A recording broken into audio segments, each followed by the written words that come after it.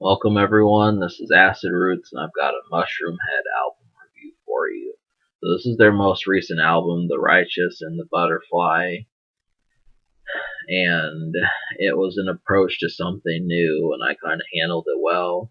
I think they have done new metal in the past, but I'm also wanting to take steps into new directions, and this was kind of one of them. This is a little bit of industrial metal, and it feels sharper. The guitars feel more fierce, and it's got a certain aspect to it that I have more appreciation for. This is not alternative metal, in other words. That happens to be a popular subgenre that comes up in order to make the artist chart, but we really don't see that as much. And, I don't know terribly much about industrial, but if it sounds, half as good or, two-thirds as good as this does, I will probably take it in mass.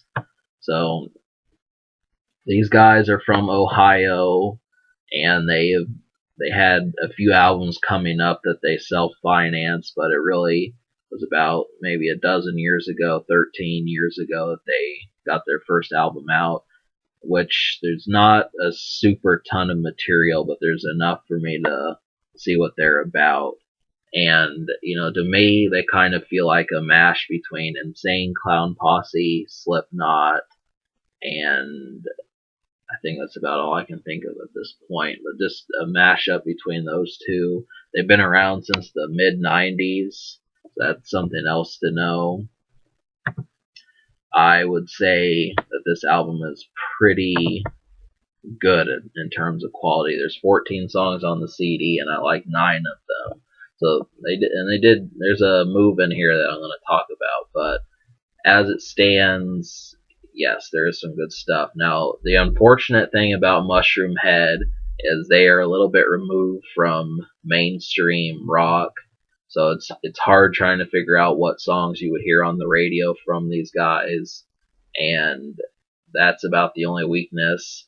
I would suppose, not every band has the monumental singles, but there were some released from this project. So it's more, some of the stuff I'm starting to do is more once you're used to metal rather than, hey, I'm just starting out with rock, this is what I should try. So this is kind of like the next door neighbor to the starter kit. And really, there were, like one of the songs, song number 4, I think it's Quirky, I don't know how to say it, but that one was released, and it's pretty good. I think that one kind of shares something of like a horror type attitude. I feel like there's like 3 or 4 songs on here that do it, and you'll notice some of those. So that's an extra thing. So these guys are kind of a haunting group, that's something to know. I think they're in costumes when they go up on stage.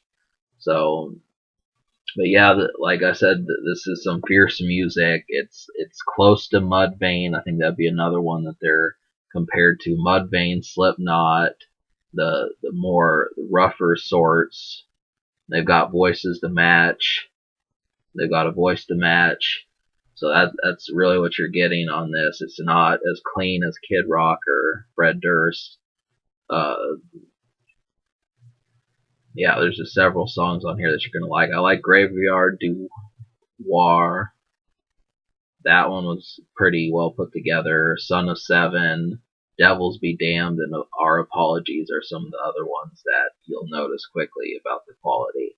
So the songs that you need to hear, I like 9 out of 14, and we're going to talk about these. So Our Apologies, Devils Be Damned, Quirky, This Cold Rain, Son of Seven, For Your Pleasure, Graveyard du War, Out of My Mind, and Rumor Has It. And if you know somewhat about music and you see Rumor Has It, yes, that is the Adele song. It's a cover of it. So they put a rock version of it, and I actually appreciate it. They had to have gotten the okay from Adele, so it's interesting to think what she thought of the song. I'm not sure, but I liked it. And So there were 2 singles released from this album. Be sure to look at those. But Graveyard Duar, For Your Pleasure were some of the more like haunting ones, and Quirky was another one. Our Apologies, Devils Be Damned were some.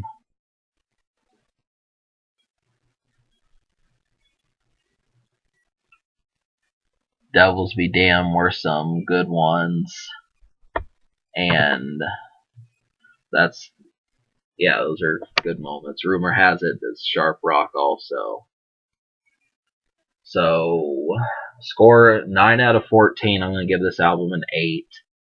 And the social score will get a 6.5 because there were only 2 singles, and I don't know if they charted.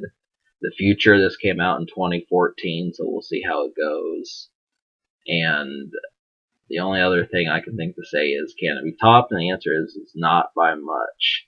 So subscribe for more fun. Give this album an 8 and 6.5 social.